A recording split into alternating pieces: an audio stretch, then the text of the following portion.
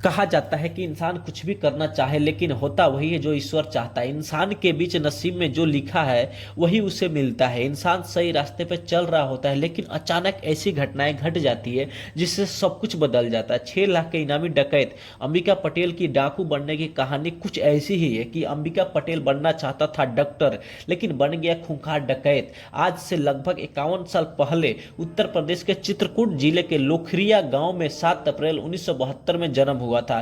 परिजनों ने उसका नाम रख दिया अंबिका पटेल। पटेल का सपना था डॉक्टर बनने का, लेकिन उसकी किस्मत कुछ और ही था। उसी साल अंबिका पटेल के परिवार में ऐसी घटनाएं घटित हुई कि डॉक्टर बनने की जगह अंबिका पटेल को उत्तर भारत का बेरहम और कुख्यात डकैत बना दिया और लोग अंबिका पटेल को ठोकिया के नाम से जानने लगे।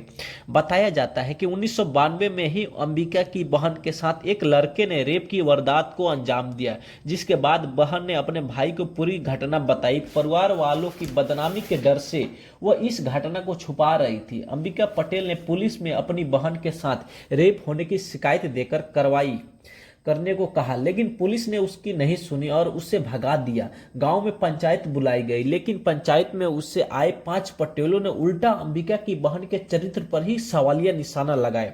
दोनों भाई बहनों को पंचायत में जलील किया गया। पंचायत में अंबिका पटेल ने उस लड़के को बहन से शादी करने के लिए कहा, लेकिन वो नहीं माना और यहीं से अंबिका के जीवन में नए जीवन की कहानी शुरू होती है। अंबिका पटेल ने उस लड़के की हत्या कर दी और बिहार में ददुआ डाकू की शरण में चला गया। ददुआ डाकू की गैंग में शामिल होने के बाद अंबिका लूट, अपहरण जैसी घटनाओं को अंजाम देने लगा।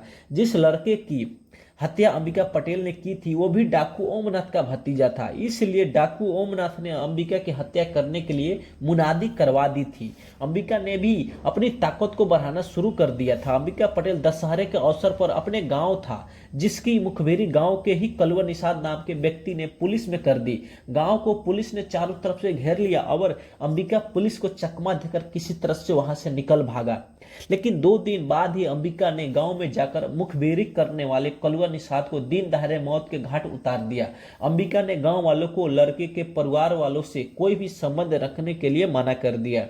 अंबिका पटेल डाकू ओमनाथ को भी ठिकाने लगाने का प्रयास करता रहा। उसे सूचना मिली कि 1 जुलाई 2003 को ओमनाथ अपने घर रुकने वाला है। अंबिका पटेल ने उसके घर पर ही हमला बोल दिया और घर में आग लगा दिया। डाकू ओमनाथ तो बचकर भाग निकला, लेकिन अंबिका पटेल ने 6 लोगों की हत्या कर दी थी। अंबिका किसी की भी हत्या करता था तो कहता था कि ठोक दिया ठोक दिया, इसीलिए अंबिका का नाम भी ठोकिया पड़ गया। लोग उसे ठोकिया कहने लगे थे। इस घटना के बाद अंबिका उर्फ ठोकिया डाकू को 3 राज्यों में आतंक फैलने लगा। कुछ ही समय में ठोकिया डाकू पर लगभग 80 मामले दर्ज हो गए। ठोकिया सरकारी कर्मचारी और रसूदारों को अपना शिकार बनाने लगा था। उत्तर प्रदेश में 2007 में बहुजन समाज पार्टी की मायावती के नेतृत्व में सरकार बन गई थी। तत्कालीन मुख्यमंत्री मायावती ने डकैतों के खिलाफ कार्रवाई करने के लिए आदेश दिया, जिस पर एसटीएफ ने कार्रवाई करते हुए ददुआ डकैत को मार गिराया। ददुआ डकैत को मारकर वापस लौट रही एसटीएफ की टीम अंबिका उर्फ ठोकिया ने हमला कर दिया तथा 6 पुलिसकर्मियों और एक मुखबिर को मौत के घाट उतार दिया गया। 6 पुलिस कर्मियों की मौत के घाट उत्तर प्रदेश की सरकार ने ठोकिया पर 6 लाख का इनाम घोषित कर दिया। पुलिस को 2008 में सूचना मिली थी कि अंबिका उर्फ ठोकिया करवी क्षेत्र में आने वाला है। पुलिस ने तुरंत ही सिलखोरी के जंगलों को घेर लिया और फिर दोनों तरफ से फायरिंग शुरू हो गया। लगभग 7 घंटे तक रुक रुक कर पुलिस और डाकुओं के बीच मुठभेड़ होती रही और आखिरकार में अंबिका पटेल उर्फ ठोकिया पुलिस को मुठभेड़ में मार गिराया।